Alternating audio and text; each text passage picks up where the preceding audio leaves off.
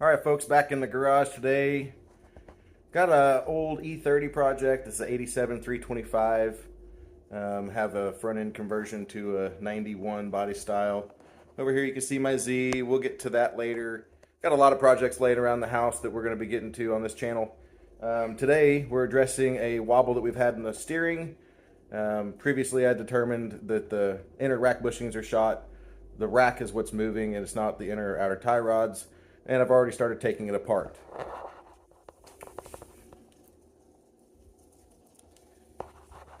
Excuse the mess, it's been a long winter. It's still like 20 degrees outside today. Got a heater going in the garage to keep me warm. I have a used rack here that we're going to be cleaning up and prepping for install. This came out of a 85,000 mile 325i that was at the junkyard. So it should be a direct bolt in. Shouldn't have to modify anything. Let's get after it. All right, got the other side off here. And another thing we'll be addressing, these tires. I definitely got my use out of these Sumitomo tires and all the track events and autocross events that we took this car to over the years. We'll be getting some new tires. Probably gonna have to order some because it's an odd size that nobody keeps in stock. A 205 50 16. Hardly anybody has 16s anymore unless they're just a generic basic tire. Probably gonna throw the stocks back on 14s because they have decent tire on them still. Next up, we're going to bust loose the outer tie rod in with the puller. Then it's just a couple of bolts to drop the rack after you take the steering hoses off, the power steering lines on the back of the rack, which you can see a little bit better on this one. So they're probably 12 millimeters, maybe 10s, probably 12s. Take those loose. We'll bust the steering knuckle loose and then slide the old rack out. In the meantime, we're going to get this one. All right, here we go. You can see, being a used rack, it's a little dirty. My degreaser of choice, believe it or not, some of the cheapest stuff you can buy at the dollar store, Dollar General. Totally awesome. I mean, it absolutely works wonders. I haven't scrubbed this or anything. Let's spray this down. Give it a few minutes and then see what comes off of it.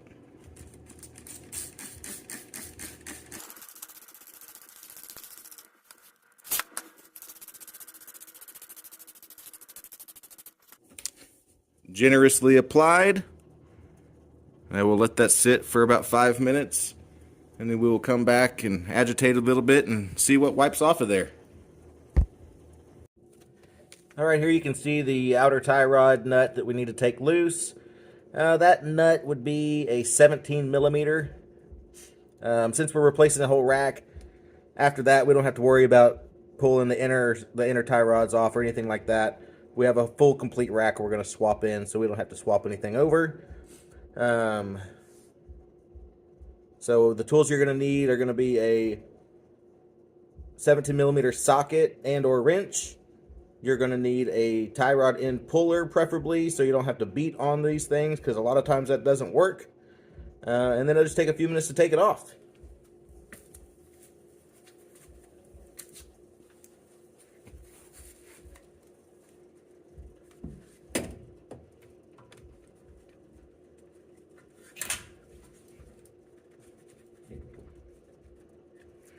It's very important to make sure you're square on that nut as much as you possibly can be. So I used a wobble here.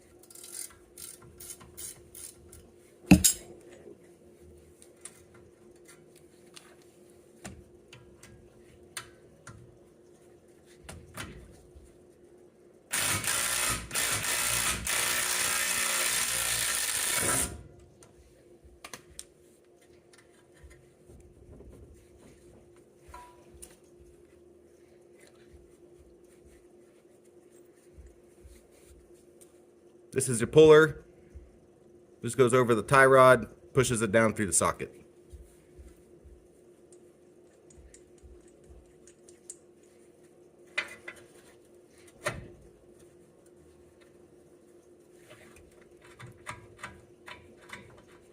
Now you just screw that bolt on the puller down on top of the tie rod stud,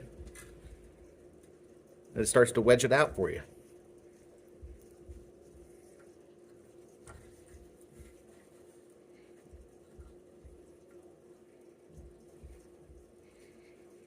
You want to make sure you're as square as you can be on that.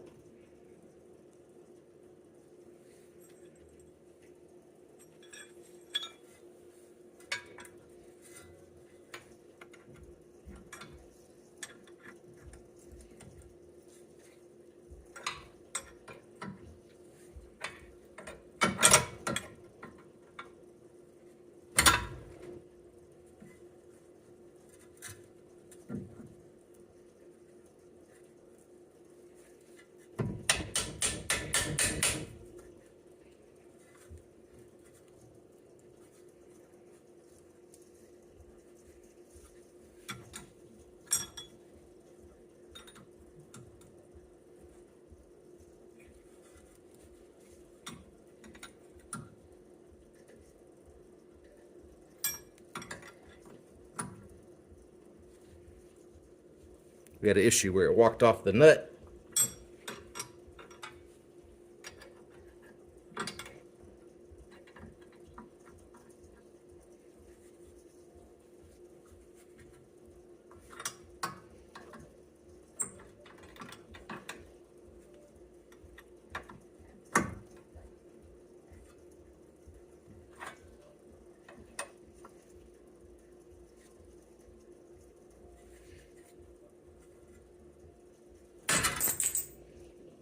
And there we go.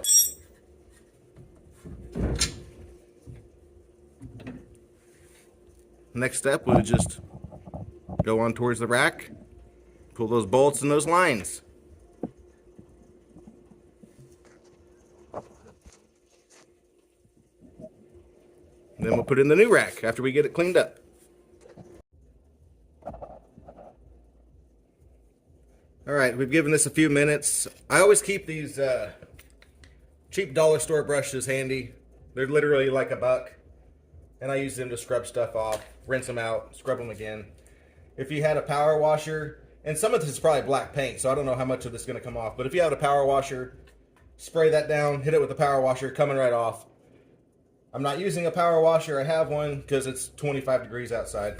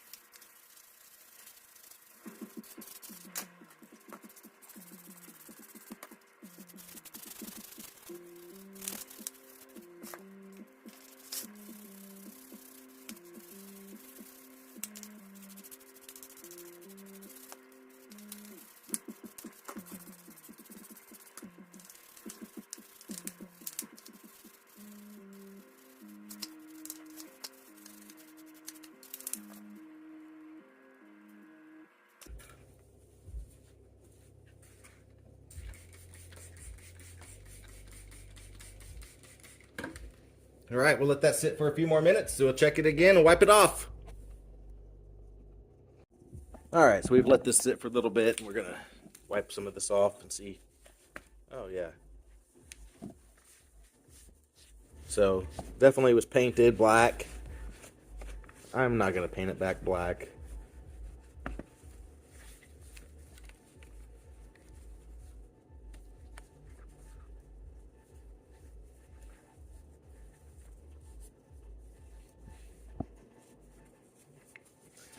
Mainly, I just don't like putting greasy things back in my cars. I'm getting my hands super filthy.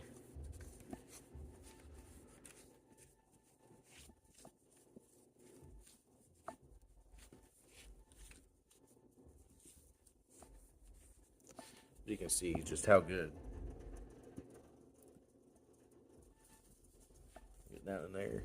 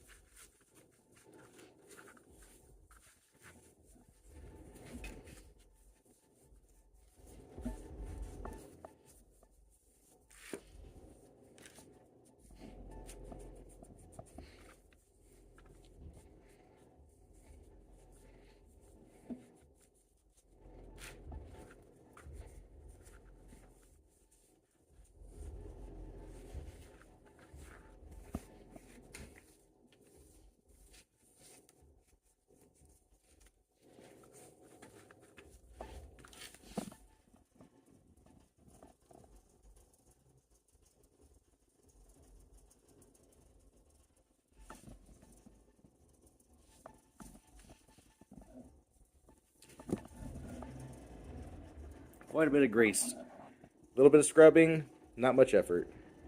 All right, for the next part, we're going to disconnect the power steering lines and the steering knuckle. And I'm going to try to do it from up top just because I hate laying on my back working on the ground with no space. Those two right there should be a 22. And then the knuckle nut, I don't think we can see it. Right there. It's probably a 12 millimeter. So we'll take that off. And we'll take those off. And then we'll take the two bolts off from the bottom and have this old rack out. Stay tuned. Alright, as you can see, we got the racks out, and golly, I didn't know that there was some differences. I mean, I knew there was between early and late, but this came off of an 88 car. It was an E model. I thought it was the same, but there were some slight things that were different. But overall, it looks like the rack is still going to work. I know on the airbag models, they're saying that possibly this area isn't long enough, may not reach. But when I was pulling this one off, I had so much slack in the steering knuckle. I think that this little bit of height difference isn't going to matter. And I did measure with a caliper, and this is the same diameter between these two. So that should work. And to avoid having to get in alignment, since I had replaced these inner and outer tie rod ends a couple years ago and they were still good, and what's actually bad is that this rack arm is moving, so the inner bushings are bad. I went ahead and took the inner tie rods off, left the outers attached, so hopefully my alignment won't be off very far, if at all, when I install these. See if I can show you the movement.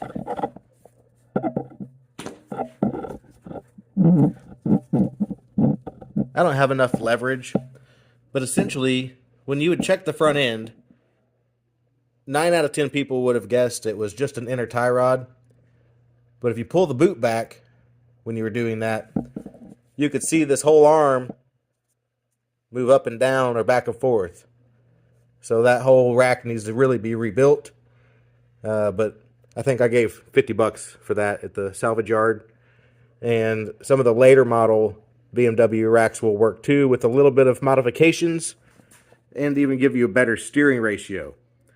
I wasn't worried about that right now, so I just went with as close to stock as possible. Now let's get it installed.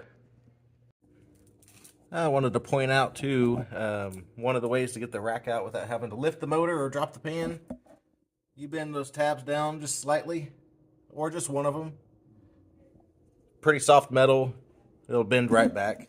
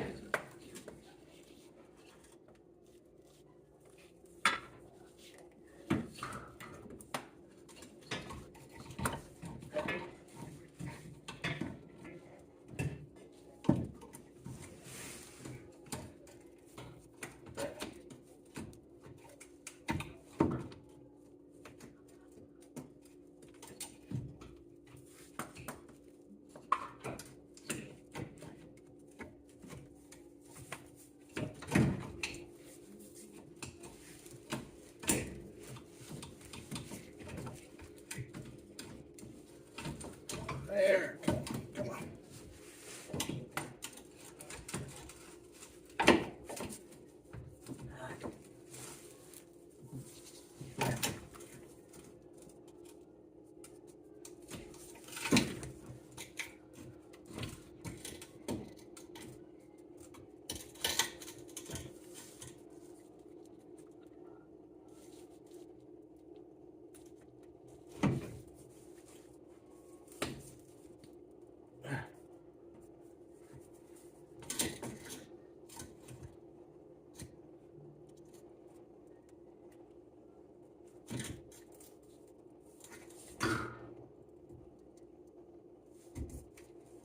All right, that's setting up there. It's not gonna go anywhere for a minute.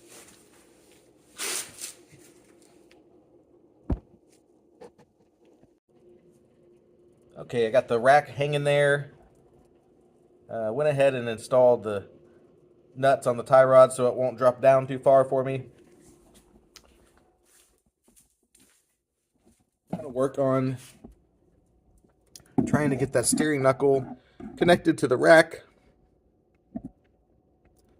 and that's a little bit of a difficult task. It just requires the proper alignment of the splines and the proper angle of the rack, so it's going to be hard to film that and do it, so check back in a minute.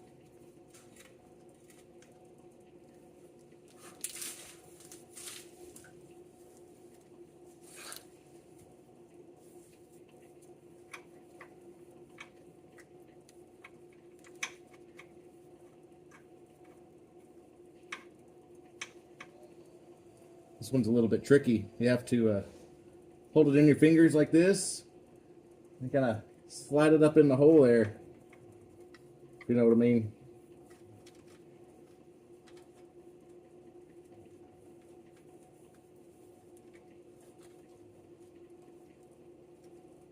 Always try to spin a nut on a couple turns, 3 or 4, so you know it's not going to cross thread.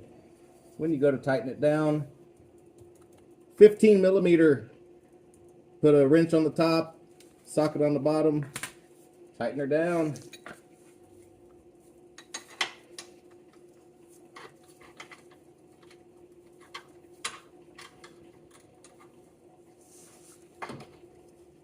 Pretty sure you could be a blind mechanic if you wanted to be.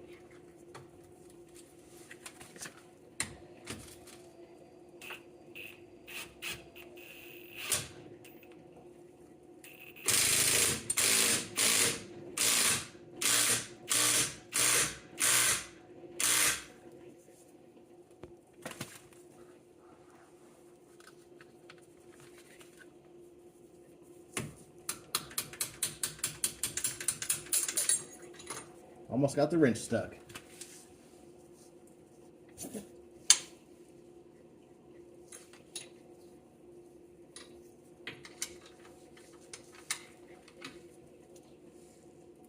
And these metal tabs are so soft when you tighten it down, they kind of just go back in place.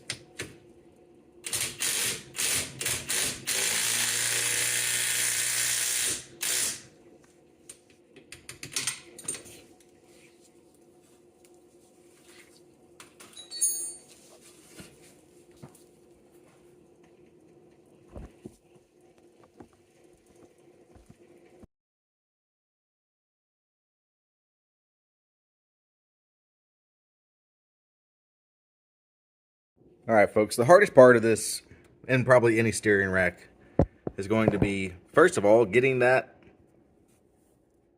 off, that steering knuckle off of the rack. And then this one, getting it back on, was a SOB.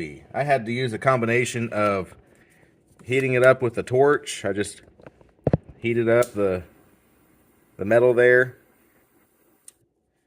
I used a screw wedging the gap on the other side to spread it open. And as you can see, I had to beat on it with a hammer to get it down on there. When you're looking at this knuckle, you could see it was no longer square. It was closed off at the end, obviously from being clamped for years. But when taken off, it didn't want to go back to its original shape, and a little bit of heat helped that. So now we just got to button up the power steering lines, tighten up the bolts on the bottom, and we're done. After installing a new rack, there's probably going to be some air in the lines. So typically you got to bleed it after you fill it with fluid, and that's just turning it full lock both directions 5 or 6 times until your fluid level's right.